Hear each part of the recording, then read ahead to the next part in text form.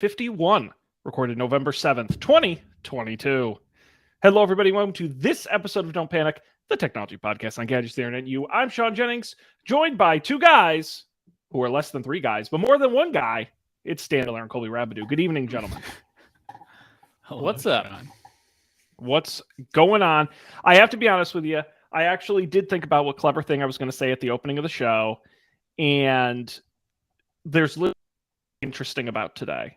There's no good, weird holidays. Nothing interesting happened on history of this day. There are the celebrities whose today birthdays are not interesting. The best I could come up with is on this day in history, Franklin Delano Roosevelt was elected to a historic fourth term, beating Thomas Dewey. Who? In the famous Dewey defeats Truman headline election. Right. What was that? That was it.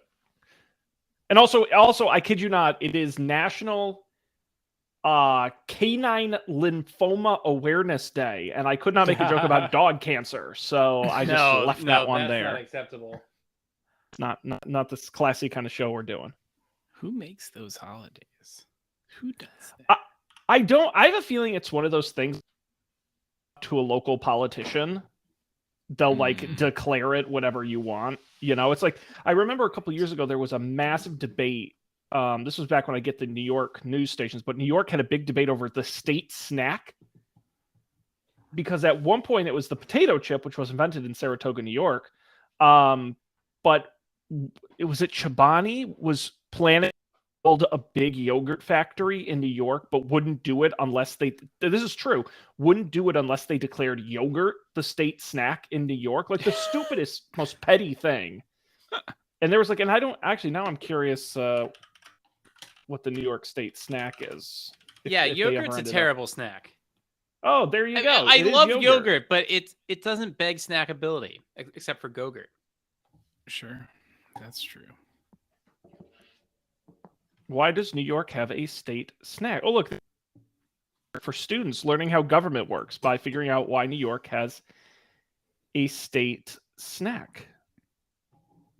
And should the government have the power to declare a state snack? Yeah, that's an impingement on our rights.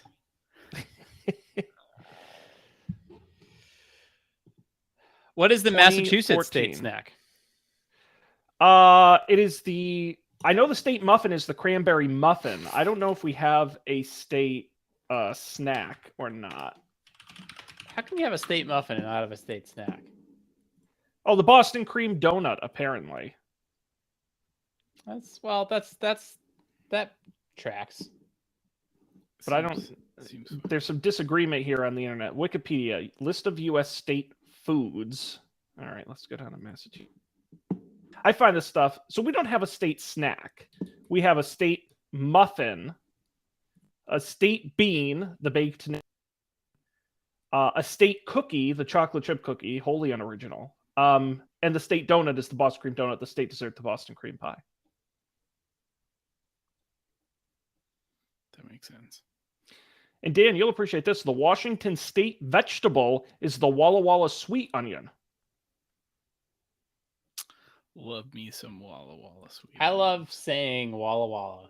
It's got to be the most fun. Find me a more fun city in the United States to say. Okay, fun city names. Aren't you glad the internet exists? This is one of those Don't Panic episodes where the Don't Panic Googles things. Episode 6, and regurgitates them into audio. How about Bangs, Texas? No. That's Buff, funny. Alaska. What was it? Dinosaur, Colorado. What was the Alaska one? Oh, Buff, Alaska. Buff, Alaska. Why not North Carolina? That's close. There's something about the alliteration in Walla Walla, Washington that just really brings it to the next level. Okay, how about this? Okay, Oklahoma. That's good. How's it spelt? OKAY. It was named after a truck manufacturing company. Oh my god. It would be really fun if it was just okay. It'd be okay, comma okay. What about Illinois? That's a mouthful. That's a terrible name, though. Yeah. Not as bad as Hooker, Oklahoma. No.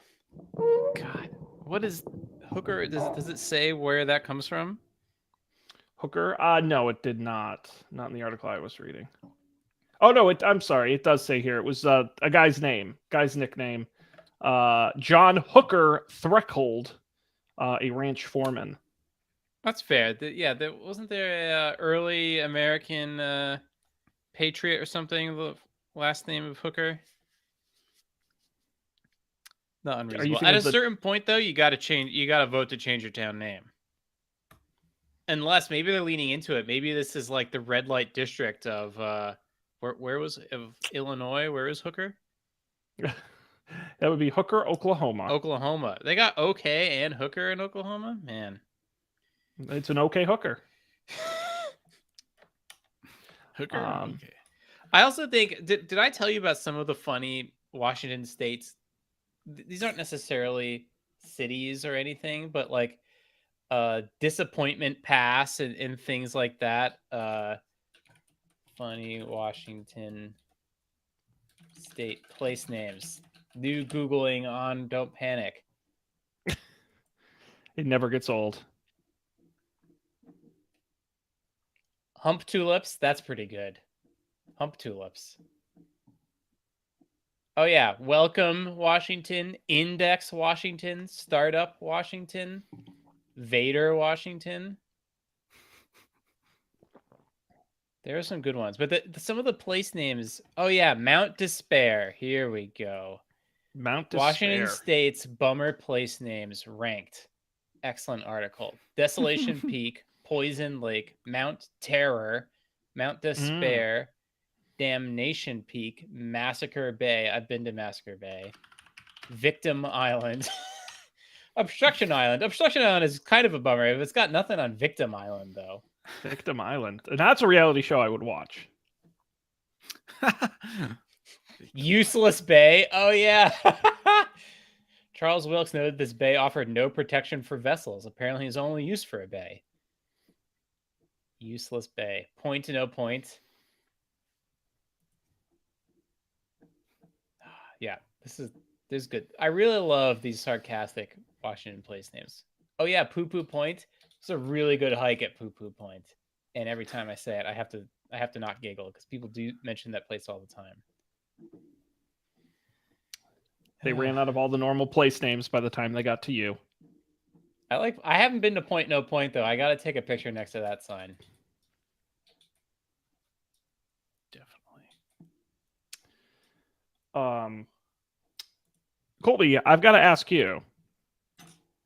What are you drinking? It looks delicious. I made a daiquiri. Look, he's got the glass. Oh, he's got the stem. Looks frosty and delicious. It's pretty good. By the way, Colby, I don't know if my tastes have evolved or this place was worse, but I was disappointed with all but one of the Mai Tais I had in Hawaii. They were too watery. And they like, is this like part of the styles that people don't combine the ingredients? They just sort of do it like a float and then you have to mix it yourself like bubble tea or something. Yeah, I feel like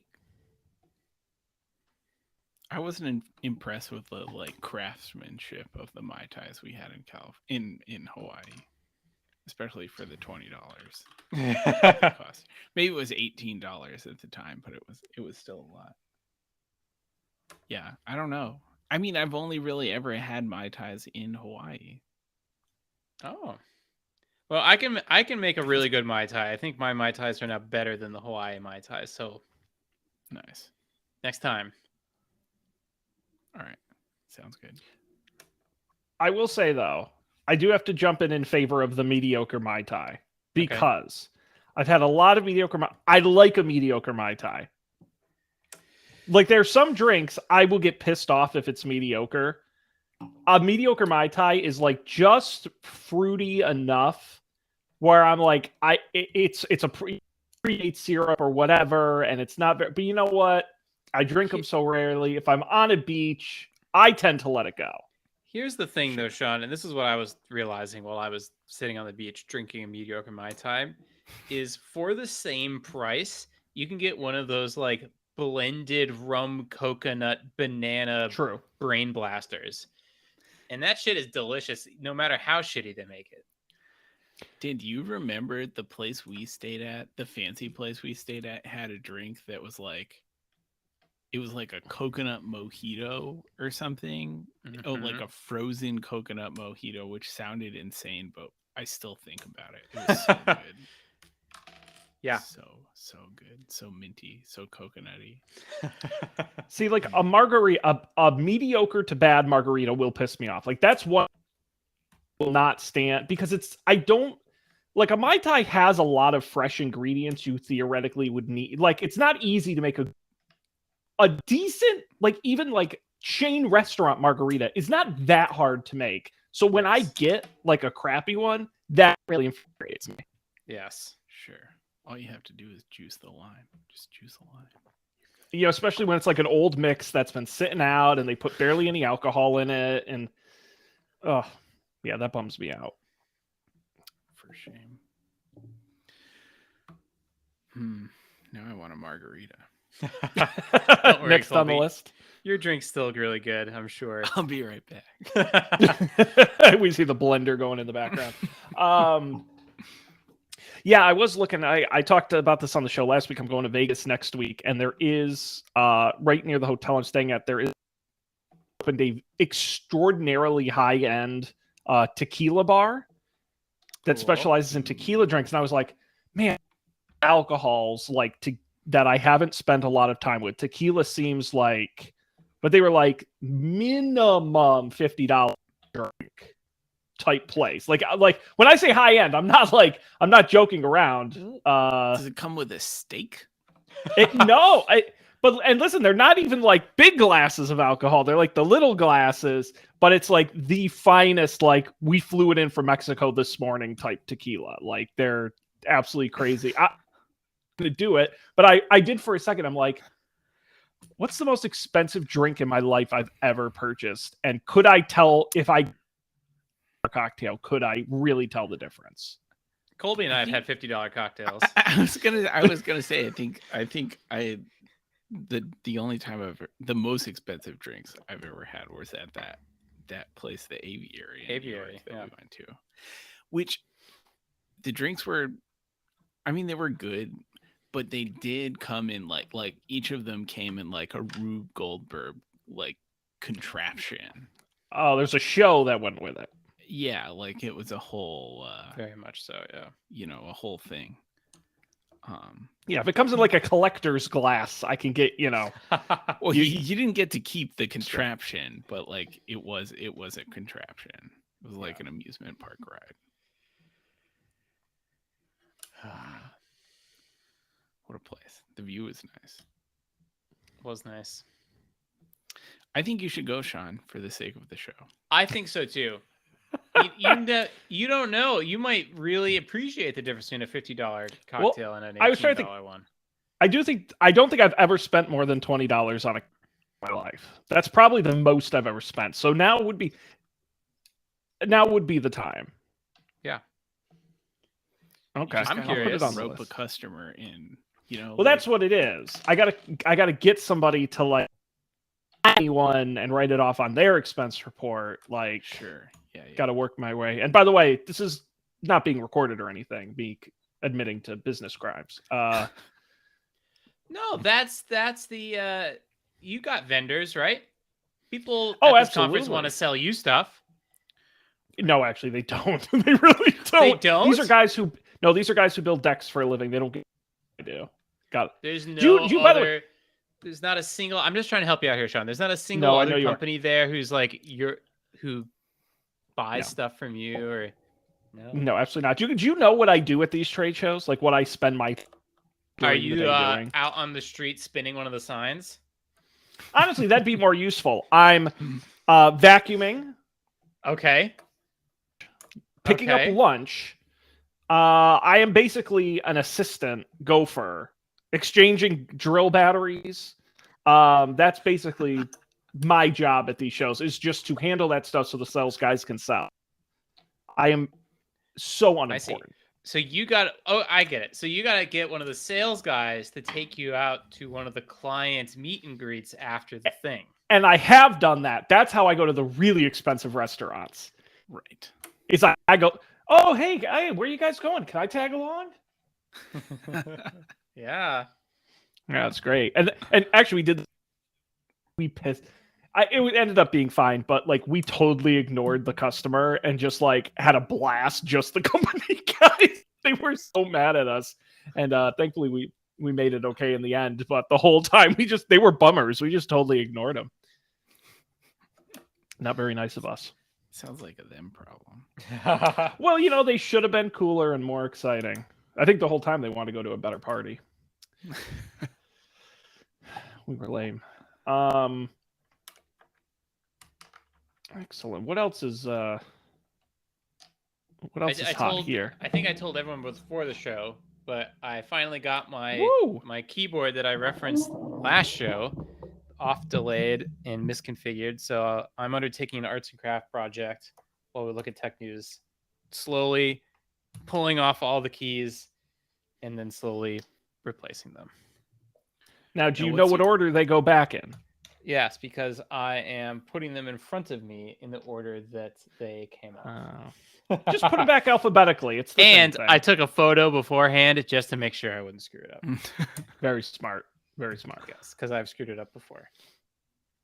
These also they have an orientation. Ooh. So not only does the order matter, matter, the swoop on that, but the which way it goes matters. Dan, it would not surprise me if you told me that, like, yeah, these keys are specially made to my finger shape. That's the next. They're molded to fit my fingers. Yeah, because I like their Moonlander. I really like the quality of it, and I like its features. But I think I agree with Colby. It is just a little bit too big for my little Dan hands. Yeah. So that's the next. The next evolution, frankly, is when I straight up design and build my own keyboard, and I move into some house and I buy a 3D printer, and then that's it. It's just you never see me ever again. Hell yeah. I don't think I'm ready for that yet, though. Die. I think I have 7 mechanical keyboards at this house right now. 5 of which work. It's a problem. If anyone wants a happy hacking keyboard, I have 2. Willing to part with one of them. Oh boy, what a contest. Right into us. Don'tPanicShow@gmail.com. Subject line, I want Dan's leftover keyboard. Yeah. And tell me why it should go to you. It needs to go to a loving home. That's right. And also make sure you include in the email the number I'm thinking of right now. And, a check made out to, Daniel Miller would not go amiss either. Presumably the person who sends in the largest check is going to win, although all the checks will be cashed. Yeah, I was going to say, and Dan Miller's kind of hard to spell. Just write cash in the in the to line. Right. A good option. I saw a privacy focused startup who I was reading through the news today, prepping for the show, and they, in an effort, they wanted to use a payment system that was truly not trackable. So you can put cash in an envelope and send it to them account, and that's how you paid for their service. This was a real thing. This was like some VPN or something. And they were like, yeah, we're introducing pay by cash. And I'm like, that almost sounds like an April Fool's joke. And they're like, just put like $30 in an envelope, send it to us. You get the VPN for a year or whatever. I'm like, okay. So what do they do? Do they say do they have like a specific dollar amount that you must send, and then that's how they tie it back to whose account should be given the subscription or whatever? No, they generate a unique code for your account, and then that code is tied to your account. And you put that in the envelope with the cash. I see. They're based in Sweden. I don't know what they're doing with U.S. currency, but you can send it to them. So. I kind of want to try it. Spooky. Yeah, when you've well, I don't know what you're doing where that you've got to go that far to hide your activities. There's no good reason you need to do that. I'm sorry. Like you want a VPN, I get that, but when you're at the point where you're putting an envelope, you've I'm gone really too worried far. Netflix is gonna come after me. Yeah, I mean it's like, you really got to be that untraceable, huh?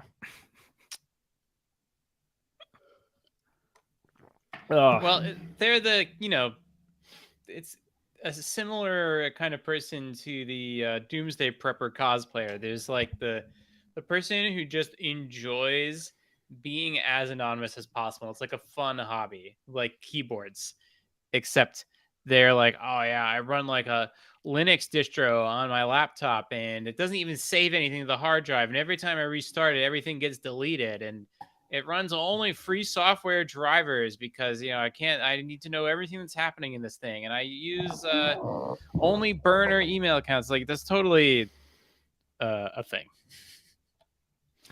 Yeah, it is crazy. Some of the I know in the marketing world when they're working on marketing for new products, sometimes they'll a computer in a room with no internet that is locked with a security guard in front to keep secrets secret when you're working on stuff is pretty serious. Yeah. I'm not saying no one needs to be this secure. I just think the majority of people who are being that secure are doing it for fun. Would be my guess. I feel like the people who talk about being that secure are doing it for fun, and the people you don't know Yeah. are the ones. Like, if you need to be that secure, you aren't telling anyone. Yes. Yes. Well, this is 100% true. I did have a coworker. This was a couple of weeks ago. I get the tech questions as the young guy in the office, and I had this person. They're like, Sean, should I be worried about how secure the Wi-Fi is in my house? Like, the Wi-Fi in my house, and I'm like, do you see a lot of vans driving up and down your street with hackers written on the side? No, you don't. Then I was like, you are way more of a risk of your password getting stolen than anyone hacking into your Wi-Fi. I wouldn't worry about it if I were you. Yeah. Plus, like with that used to be a problem with WEP, but with WPA2, like, is it even possible by non-nation states to hack into a Wi-Fi network? Well, but it's the same with those. It's all those local news stars where like, can hackers remotely slam the brakes on your car and cause? I'm like, even if they can, it's the same. Like planes can crash, but statistically, you're probably fine. They don't. Yeah, knock on wood. I was going to remotely, grab your aunt's Subaru and send her into a ditch. I wouldn't worry about it. I sure hope not. So all your aunts drive Subarus? Hey, listen, it's an aunt kind of car. Not judging. A fine maker of automobiles. Have we talked about how you cannot rent a Subaru at a car rental place? I don't know how that would have ever come up in conversation. Well, because a while ago we were thinking about buying a Subaru, and we were like, "Oh, wouldn't it be cool if we just go down to Enterprise?" And this is when we were doing the monthly rentals of cars, and just like rent one, and then we can test drive it for a month. And the answer is no. Car rental companies, none of them carry Subarus at all, and I couldn't find any explanation as to why online.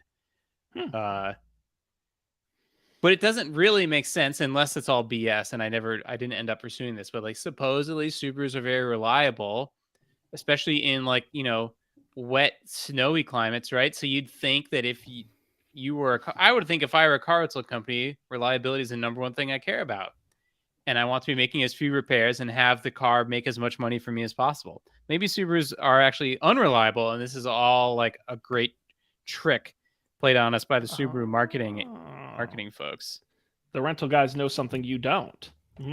Could be. Well, do you think it might have to do with the format of their cars? Subaru's rental agencies mostly have sedans and like vans, SUVs, like or bigger SUVs. Like I don't think there are a lot of small SUVs that you rent. You would just get a bigger sedan. I don't know if there's a big rental market for the crossover That's a market good that point. Subaru- Actually, I had my first experience with a rental car breaking on me in Hawaii, and Hmm. I'll give Enterprise full credit. They like totally handled it and didn't blame me and made it very stress free, which was nice. I was very worried, but we had a regular ass car, the cheapest car you could rent, and then we returned it. And they're like, "Oh, well, here's this other car we have. Is this okay?" And it was a crossover. And that was the first time I'd ever had a crossover rental. But yeah, you're right. Every other time it's been a car or an SUV. When I went to Charlotte last, they literally said to me, "We're vans. You can have a van or you can have a minivan or a truck." And we had like 3 of us. It was not necessary at all. But there was like, we don't have a single sedan on the lot. And they were like worried I was going to get mad. I'm sure other people did. I was like, I don't give a shit if it drives. I don't care. Yeah, it depends where you are. In Hawaii, it's weird, right? Because on the one hand, you want a 4-wheel drive Jeep because some of the roads are just dirt. On the other hand, there's not a lot of space in any of the places where you want to park, and it's actually was materially advantageous to have a smaller car in many circumstances. So I was a little bummed to have the larger car, especially because we had just finished the dirt road part of the trip. Too little. Yep. Gentlemen, Anyways, why tech don't we news. pivot? Yeah, let's pivot. Time to pivot. On over to tech news. We just did a show 5 days ago. So we don't have a month's worth of news to recoup, but there were some things that happened in the last 5 days. And they're here in the rundown. If you guys want to look, see if there's a story there that's interesting to you, worth checking out. I don't have it pulled up, Colby. You're gonna have to Seeing pick this what's time. hot. Oh no, that's a lot of pressure. It is a lot. My friend, we've got Wait, ads on Netflix. Netflix is seeing subscriber decline, so the solution to that problem is to have ads. absolutely. When $14.99 is too expensive, feel free to bump it down with. It's been talked about for a long time. It's finally here. Their basic with ads plan is now available. How does it work? So it will have ads. Talk about it in a second, but the tier will also limit you to 720p streaming, no 4K or 1080p content for you. You won't be able to watch every title in the library. There's certain titles that won't be available, and you won't be able to download shows for offline. According to Netflix, they expect an average of 4 to 5 minutes of advertisement per hour of content. Initially, they say the spots are going to be between 15 and 30 seconds long, though you'll see them both before and during the shows and films. They'll obviously use the data they know about you to target the ads. It will cost $7 a month, obviously a discount on the current ones, and it's now available in 12 countries, including the U.S. Yeah, no thanks. Well, my mom pays for my Netflix, so. That's funny. Your mom also pays for my Netflix. That's crazy, Sean. She's a nice lady. What can I say? It could be true. I don't think our password has changed since we were in college together. I kid you not. I think my brother's college roommate is still on my plan, and like 6 years ago, and I do still think he uses our Netflix. So I haven't had the heart to change the password on him. It's interesting. The biggest thing for me, like, I get it. I frankly think it should be less than 7. I think $4.99 is probably a better price point for this. And I don't care. Listen, people have different amounts of money, and I'm fine with them offering different levels. What's weird to me is, how do they choose where they insert the ads? Yeah. Traditional TV, if it's reruns of The Office, they already had ad breaks built in. Like, that makes sense. But man, when you're a Netflix original movie, do they just sub content and shove the ads in there? It's a very strange, adding ads to something that never had it is kind of strange. Now, I wonder, did they have to do something technically for the shows that did originally air with ads to go back and mark where the ad should be inserted?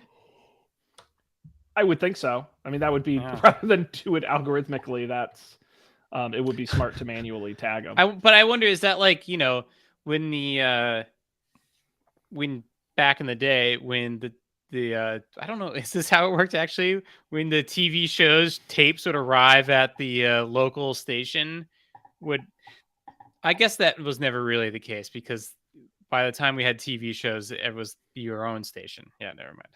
But that's my point, is that there's no metadata, as far as I'm aware, that indicates where ads should be inserted in this show. So that sounds like a pain in the ass. Yeah, someone had to flag those, I'm sure. Yeah. There was a period of time where it could have just been like the Amazon Prime app on the Apple TV or something, but it would, I don't know if it's because they were algorithmically doing it or it was something was just broken, but every time it would show an ad, it would stop like 3 seconds before the natural like scene, the actual cut, and then the ad would finish, and then you would see the last 3 seconds of the scene you were watching before the ad started, and it would go right into the next one. It was very unpleasant. That's annoying. Yes, not ideal. No, a lot of bad ways to do it. The other thing I hate is when they run the same ad 300 times. Oh, where it's like, you know, oh, enjoy these 4 ads, and it's the Hulu. same 4 ads. Yes. Hulu. That is wild. Though So that's, I was at my parents this weekend, and the political ads, oh my god. Oh, like yeah. One after another, every commercial break. Like crazy. Any particularly good ones in Rhode Island? So Rhode Island, I think it's the Senate race where there's like a Republican who like it maybe could do okay, and like a not that popular like Democrat candidate, which is novel for like Rhode Island is pretty Democratic, like as a whole, like the state. So it's mostly those two where it's like this guy will take away abortion, and like this guy his dad is rich. Yeah. One of them is very the guy from Parks and Rec, Nick Newport, Yeah. had everything handed to him. Did you? I think this was on Twitter, RIP. But there was someone took like a video of their TV, and it was like, you know, the end of a Dr. Oz ad is like, you know, and blah blah blah blah blah blah. You know, thank you, paid for by Dr. Oz for Senate. And then it's like, opponent guy, Dr. Oz fucking sucks. Yes. Like just the immediate next commercial.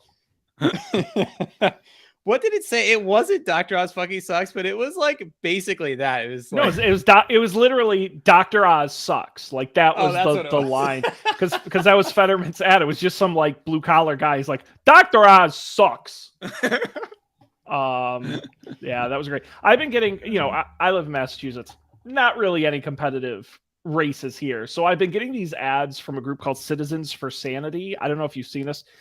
It's bizarre. They're not endorsing any one candidate, although clearly they're more Republican than Democratic, but they're just like, crime in cities is at an all-time high, and Biden's giving money to Ukraine to start World War III. When will people get the idea? Citizens for Sanity. And it's like, you're not even endorsing. You're just saying like shit sucks. Like, I can't believe you paid money for this like over-the-top commercial. Don't forget how bad your life is. Tell politicians no more. No more what? I don't. You're confusing me. Yeah. So if you're going to go out and vote, books with ads coming soon to an app near you. Let's see. What else? We've got Zoom meetings in your local theater. We've got YouTube Shorts on your TV. oh yeah, I got the Zoom app got redesigned. That's not what that is about? No, obviously, totally but unrelated. But It's you know, I don't often say this. It is a worse design, because before you open the Zoom app and there was a very clear call to action. Oh, maybe I just got switched. Oh, I think my thing just got switched. Maybe they just like temporarily switched me to team chat when I updated the app, because now I open it up and it does bring me to home with new meeting join. Okay, never mind. Sorry, I took it back. A specific Dan problem. Well, Dan, this might entice you. Zoom is working with AMC movie theaters to turn some of their theaters into massive video conferencing spaces for 75 to 150 people. AMC will even provide food and beverage offerings and a concierge-style personal handling of meeting needs. The service will be available at every AMC theater, launching up to 17 major U.S. markets next year. They say it's a way to connect remote workers, providing a centrally located venues in cities that aren't necessarily located near the company HQ. Zoom is going to bring in the equipment to make it a fully functional Zoom Rooms experience. They say it could also be used for in-person events and for customer presentations. How does this work? Like, where are the cameras? Well, I'm guessing when they say that Zoom provides, quote, the necessary equipment for a fully functional Zoom Rooms that's my guess is... But does every chair in the theater have a camera on the back, or are you all just watching someone on Zoom? I think it's more that. It's more of a one-to-many type of thing. So I've done something similar to this back at my last company all over the globe.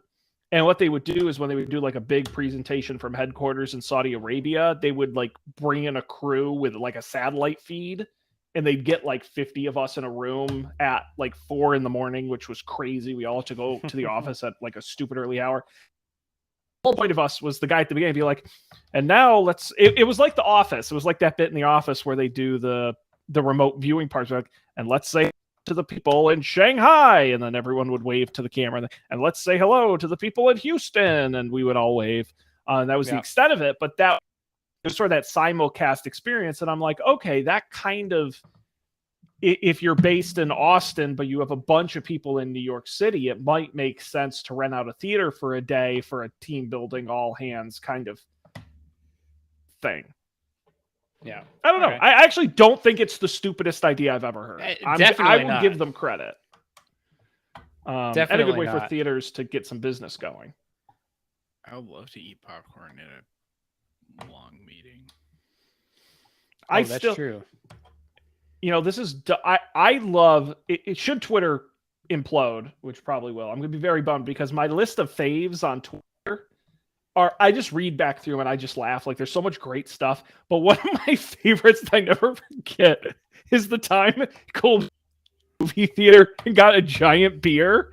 And I don't know why I liked it. It's just a picture of you and you're like, look at this giant beer. It's like a picture of this giant beer. But every time I scroll by it, this must have been 6-7 years ago. I laugh every time I see it. Still in my faves. I said, oh, Colby and his giant beer. I posted that on Twitter. Yeah, I have it deep within my likes. I do remember when that happened because it was like a movie theater soda size beer. Like, I had to pee so bad. It was absurd. No, it was and it was like to the lip of the glass. Like they were generous in the pour. They were not messing around. I think that theater's still open. So Colby can go get his giant beer for his meeting. All right. That would make meetings better. Popcorn and beer at the movies. I just got into microwave popcorn at home. I never used to eat popcorn, like, ever. And I just got back into microwave popcorn. That's not an interesting story. I don't have a microwave. Oh my God. The other day, Colby, Lena like stopped in the kitchen and like went like, I just remembered that Colby doesn't have a microwave. Because it's a big mystery.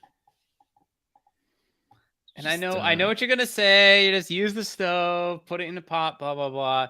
But the shit sticks to the pot. What are you gonna do? Use a non-stick pot? Like, do you even have a non-stick pot? I bet you don't even have a non-stick pan. I have non-stick like frying pans. Even non-stick frying pan. Yeah. Like, what?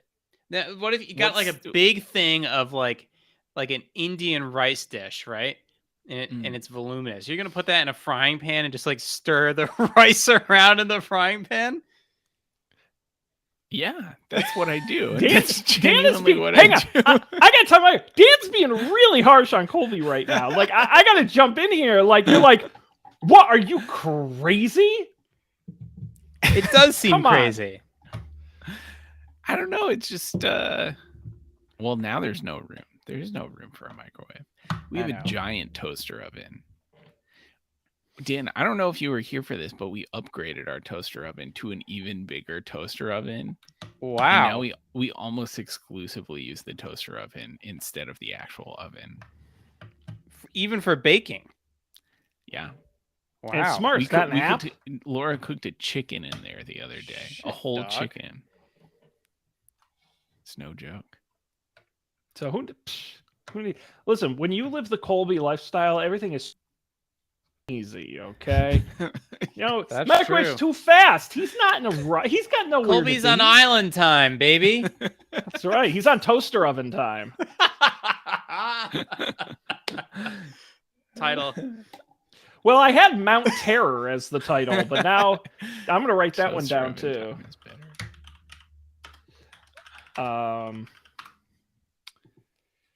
Okay, I took all the switches off. Oh my god.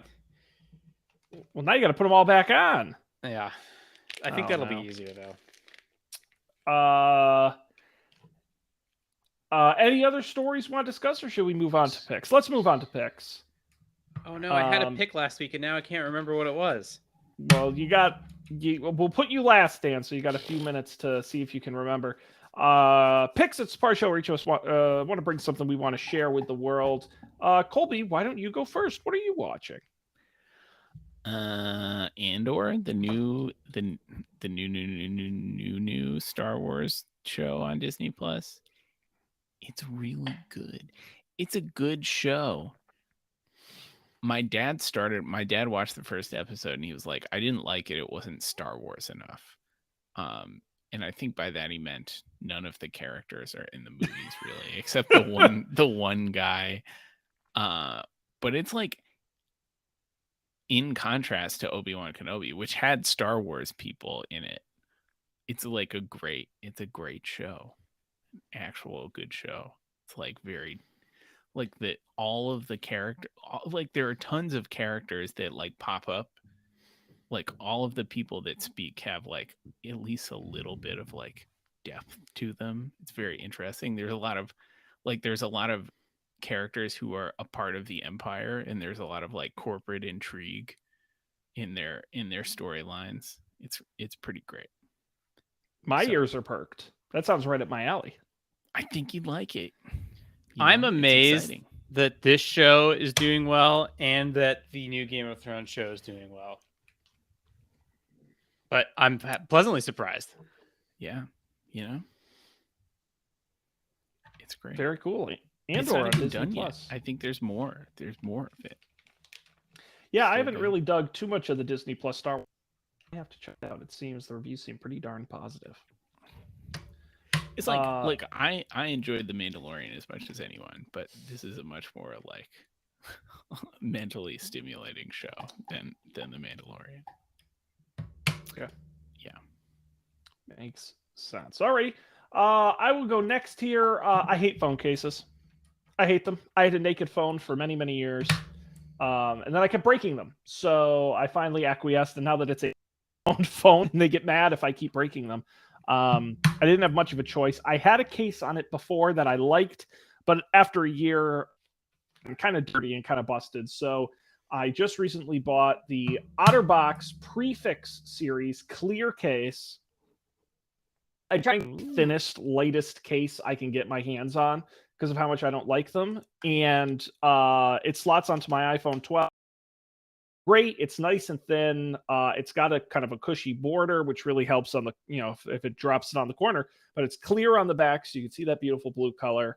And it's not too obstructive. So actually, I've liked it a lot. Good.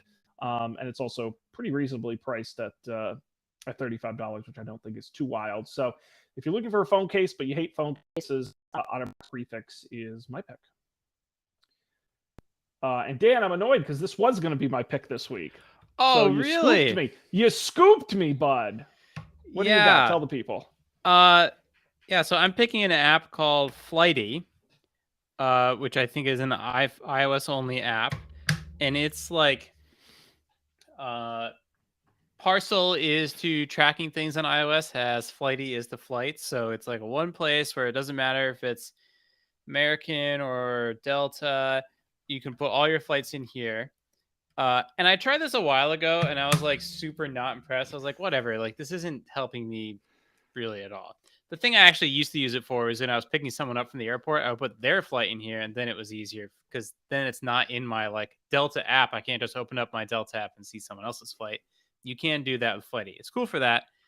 The two things I realized, so I tried it because everyone was talking somewhere about their support for live activities. And so the live activities thing came out. I was taking flights to and from Hawaii. I was like, I'll try Flighty again. You have to pony up for the premium to use the live activities, but I think it's worth it. And it's actually really nice having the live activity. I didn't have like gate changes or any unexpected complications, so I didn't get to see how it was for that. But I was surprised at how useful it was to have it on the flight. So Flighty like closely approximates where you are along your flight because it knows when your plane took off and it knows when it's supposed to land. And so then you can just look at your home screen and see how much longer is left on your flight, which was pretty cool. And it was always in the upper corner and everything. But the other thing I didn't realize is that Flighty is like Swarm for flying. So it keeps track of everywhere you've been, and you can have these cool visualizations of like, here are the flight paths of all the flights you've ever taken.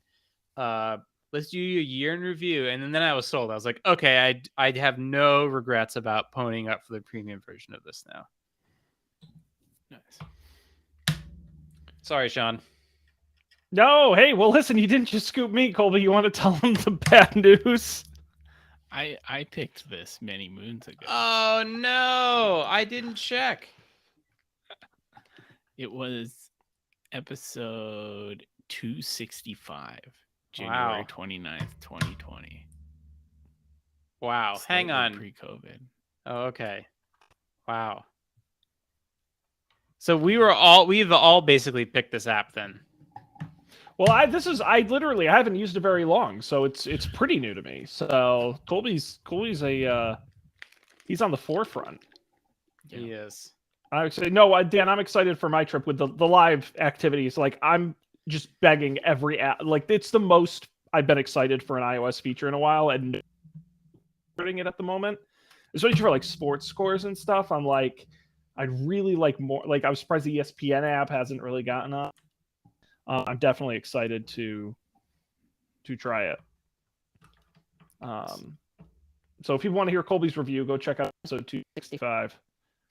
I'm sure he said very nice things. No, that's great. Excellent pick. Excellent picks all around. The links to all those will be on the website, of course. You can check them out there. Boys, before I wrap it up, I've got a tease. We've got an up for debate this week. I have to be honest, this may be one of the most inspired episode topics we've ever done. Bridges and Tunnels. It came to me in a flash, and I'm truly excited for the potential. Guys, we're going to be talking magic. We're going to be talking magicians and illusionists. Oh. No, we're going to be talking, I'm going to be pulling clips of some of the most infamous tricks and illusions ever attempted. We're going to watch and talk about them, and we're going to talk about the history of magic and a whole bunch of stuff around. I'm going to do research. It's going to be fun. One of the oddball topics that I'm thrilled we thought about. So you're definitely going to circle back. I don't know how you guys feel about magic. No strong opinions. No. Not really. Yeah. I'm not freaked out by magic. It doesn't anger me like it does some people. I am also not the kind of person who needs to know how it happens. I just like, oh, that was cool. Well done. Hypnotists bother the shit out of me. Magicians, hypnotists, never. Yeah. That's weird. But illusionists, yeah, no, we're gonna David Copperfield, Chris Angel, David Blaine. Of course, those are Job. some You got all these people. we demand to be taken seriously. Yes, exactly. So that'll be coming up later this week over at Up for Debate. You're going to want to check that out. You get podcasts of this show, of course, Unpack.io is our website. The links to the pics, the audio, the video, it all happens there. But the best way to get the show is to subscribe. Wherever you get podcasts, look for that big red Don't Panic button on all the major apps with the video version on YouTube. And of course, you can get a hold of us, don'tpanicshow@gmail.com, or tweet at us at Don't Panic Show. But we are going to wrap it up here because Dan's got more keyboards to assemble. So he's sweating, man. He's sweating. This ain't easy. This is a workout. On behalf of Dan and Colby, I'm Sean. We appreciate you being here. Hope you had as much fun. Time for another great episode of Don't Panic.